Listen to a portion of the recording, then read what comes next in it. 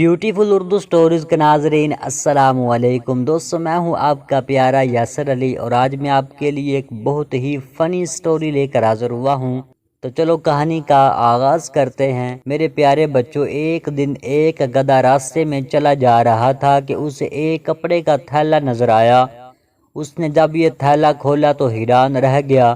اس میں شیر کی کھال رکھی ہوئی تھی۔ گدھا بہت خوش ہوا اور اس نے شیر کی کھال اوڑھ لی۔ شیر کا منہ بھی اس کے ساتھ تھا۔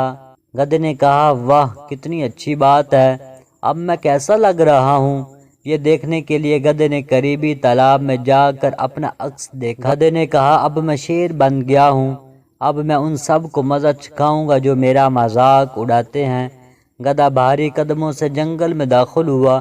پہلا جانور جس نے شیر یعنی گدھے کو دیکھا وہ ہرن تھا۔ اس نے کہا، شیر شیر شیر۔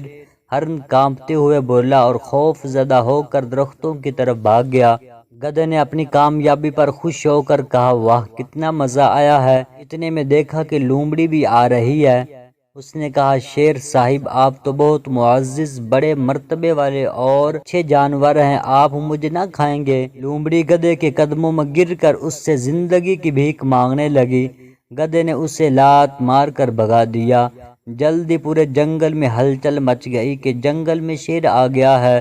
بندر خوف زدہ ہو کر ایک درخت سے دوسرے درخت پر دوڑنے لگے۔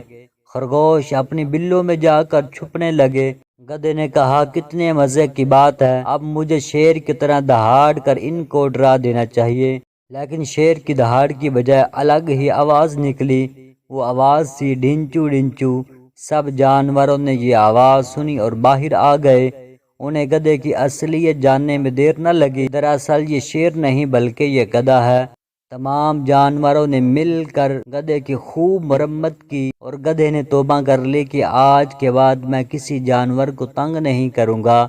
جب تک گدھا خاموش رہا اس کی عزت قائم دائم رہی۔ جیسے ہی وہ بولا اس کا راز فاش ہو گیا۔ تو دوستو، اس کہانی سے سبق یہ ملتا ہے کہ فضول نہیں بولنا چاہیے۔ جیسے آپ بولیں گے آپ کی اصلیت کے بارے میں لوگ جان لیں گے۔ امید کرتا ہوں آپ اس بات پر عمل کریں گے۔ ملتے ہیں نیکسٹ ویڈیو میں، تب تک کے لیے اللہ۔